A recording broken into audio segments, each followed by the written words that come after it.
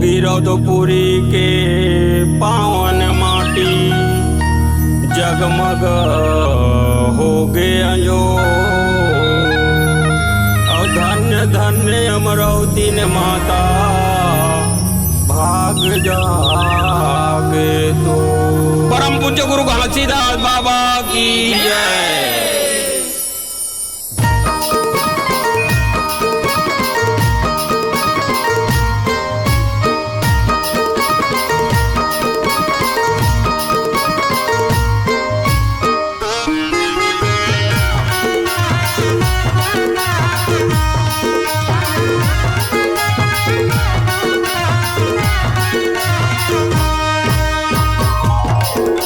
गुरु मिलन बर जाबो गिरौदपुरी माँ समाबो। चन्न गुरु मिलन बर जाबो गिरौदपुरी माँ समाबो।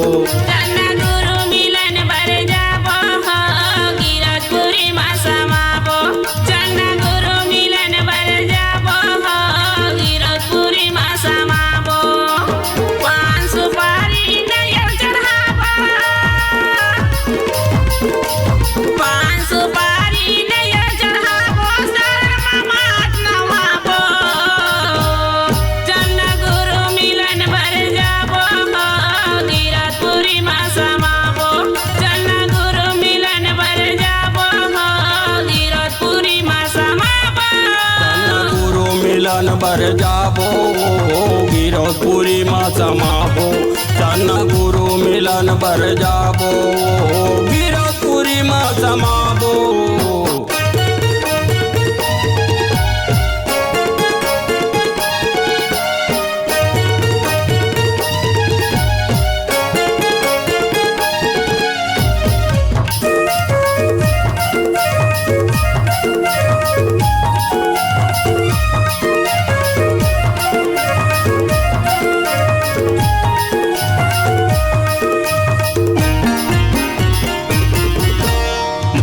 भौजीला संग माँ धर ले जाबो दोनों परानी वो जाबो दोनों परानी।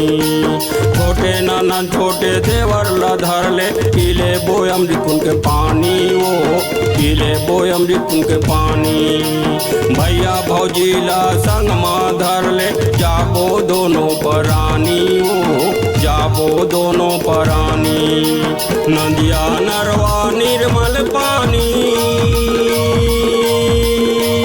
नदिया नरवा निर्मल पानी गुरु बाबा के कहानी। चन्न गुरु मिलन बर जाबो गिरौदपुरी में समाबो। चन्न गुरु मिलन बर जाबो गिरौदपुरी में समाबो।